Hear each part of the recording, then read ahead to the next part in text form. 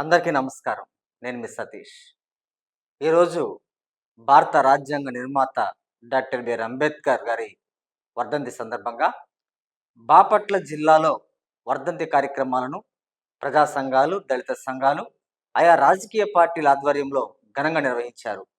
చీరాలలో జరిగిన పలు కార్యక్రమాలలో ఎమ్మెల్యే మద్దులూరి మాలకొండయ్య గారు పాల్గొని అంబేద్కర్ గారి విగ్రహానికి పూలమాలలు వేసి నివాళులర్పించారు. ఈ సందర్భంగా ఆయన మాట్లాడుతూ ఏం మాట్లాడాడంటే, అంబేద్కర్ కొందరివాడు కాదు, అందరివాడు. కులాలకు, మతాలకు, పార్టీలకు అతీతంగా అంబేద్కర్ అందరివాడు. ఇది ఏ కులాన్ని ఆపాదించడం సరికాదని చెప్పని మనకి ఎమ్మెల్యే గారు చెప్పడం కూడా జరిగింది. అదేవిధంగా అంబేద్కర్ ఆశయ సాధనలో ప్రతి ఒక్కరూ నడవాలి. ముఖ్యంగా నేటి యువత కూడా ఆయన బాటలు నడవాలి. అప్పుడే ఆయన ఆలోచన విధానాన్ని మనం పాటించగలం.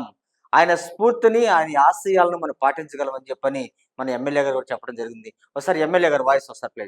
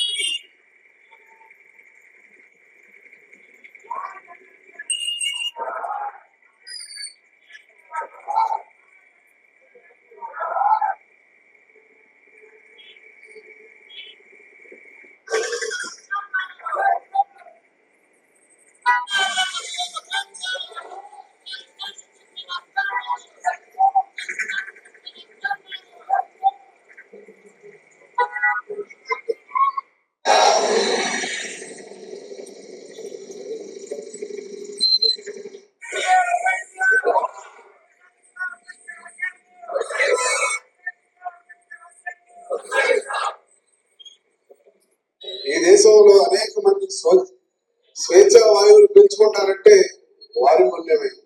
ఈనాడు బడుగు బలహీన వర్గాలు, దళిత వర్గాలు ఈరోజు స్వతంత్రాన్ని అనిపించినాయి అంటే వారి పుణ్యం అన్న విషయాన్ని మనం మర్చిపోవడానికి వీలు.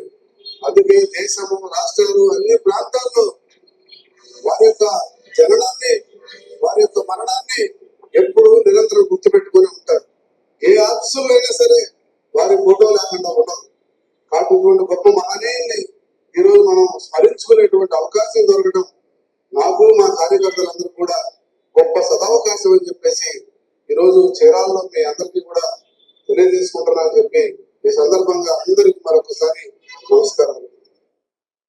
ఇంకా ఎమ్మెల్యే గారు ఏం చెప్పారంటే, అంబేద్కర్ ఆశయ సాధనలో కూటమి ప్రభుత్వం నడుస్తుంది. ముఖ్యమంత్రి చంద్రబాబు నాయుడు గారు అయితే ఏదైతే అంబేద్కర్ విదేశీ విద్యను కూడా మేము మళ్ళీ పునరుద్ధరించడం జరిగింది. దీని ద్వారా విద్యార్థులకి వాళ్ళకి అవసరమయ్యే చదువుకి కావాల్సిన స్కాలర్షిప్ మేము మంజూరు చేయడం జరిగింది. అది అంబేద్కర్ గారి పట్ల మాకున్న ప్రేమ. అంతేకాకుండా ఎస్సీ, ఎస్టీ, బీసీ, మైనార్టీ వర్గాలందరికీ అంబేద్కర్ ఆలోచన విధానానికి అనుగుణంగా మేము పనిచేస్తున్నాం అని చెప్పని ఎమ్మెల్యే గారు చెప్పడం జరిగింది.